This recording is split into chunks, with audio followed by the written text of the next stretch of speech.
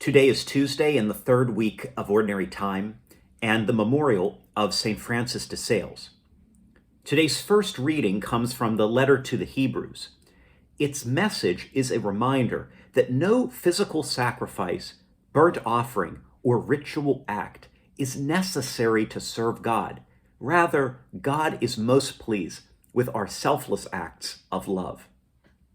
St. Francis de Sales, the patron saint of writers, whose memorial we celebrate today, said, "The measure of love is to love without measure."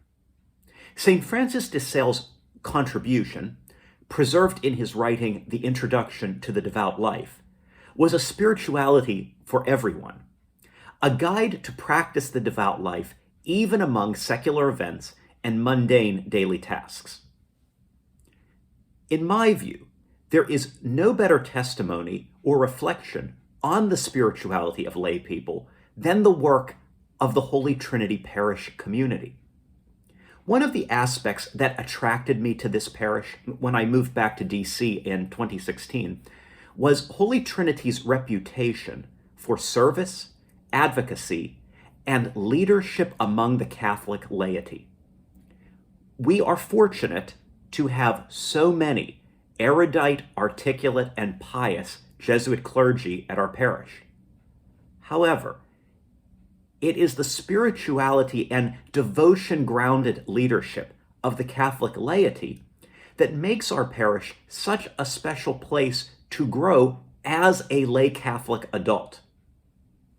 We clearly attempt to live out the universal call to holiness, articulated by the Second Vatican Council. I want to emphasize this point today because I think it's easy for us to think that the pious and devout life is only for the clergy. The devout life of the clergy seems obvious to most people because priests demonstrate their devotion with their vows of poverty, chastity, and obedience. Many lay Catholics look upon priests with awe, since the priests have the privilege of saying Mass, hearing confessions, and giving homilies. If they are special in these respects, are they not also called to greater holiness, greater sacrifice, and more boundless virtue? Despite our doctrine saying otherwise, the place of the priest in the liturgical life of the Church could lead many people to believe they are more holy. In his 1968 book, Introduction to Christianity, the late theologian Joseph Ratzinger, Pope Benedict XVI, writes this: "Everything belongs to God, but to man is lent the freedom to say yes or no, the freedom to love or to reject. Love's free yes is the only thing for which God must wait, the only worship or sacrifice that can have any meaning." And later in that chapter, he adds, "Let us note the fundamental reversal involved in the central idea of the letter to the Hebrews. What from the earthly point of view was a secular happening is the true worship for mankind. For he who performed it broke through the confines of the liturgical act and made truth. He gave himself. He took from man's hands the sacrificial offerings and put in their place his sacrificed personality, his own I." This notion of love and sacrifice, saying yes to God's invitations in our life, has been a common theme across some of my prior reflections. It's a common theme because it's a central theme in Christianity. Living love and offering ourselves as sacrifice may seem elusive to put into the concrete. Let me offer a few observations and suggestions. First of all, so many people in this Holy Trinity parish community have already sacrificed their lives and talents for the sake of others and for the common good, from business, government, law, education, and healthcare, through volunteerism and philanthropy. I know that much good is done in the world because of the members of Holy Trinity, and there's even more good deeds that remain unknown. I'm so very grateful for the opportunities that I have had to learn the stories of members of the parish.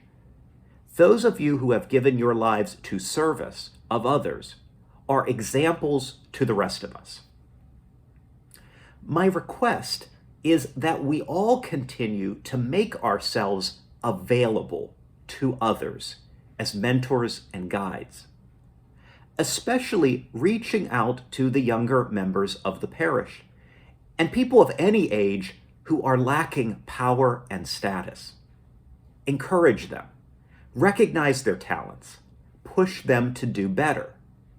We must all work on giving up some of our own ego and the fear that preserves and reinforces the ego's boundaries. I have benefited so much in the past 6 years from the mentorship, guidance, and encouragement of lay members of this church community. St. Francis de Sales said that the measure of love is to love without measure, and his message is for all of us. Rather than concerning ourselves with big performative sacrifices and rituals, with the dramatic acts that make all of us appear pious and devout, our challenge today is to give ourselves quietly, sacrificing the pious persona for real virtuous acts of selfless love. Then we will begin to embody the Great Commission at the conclusion of Mass. Go in peace, glorifying God by your life.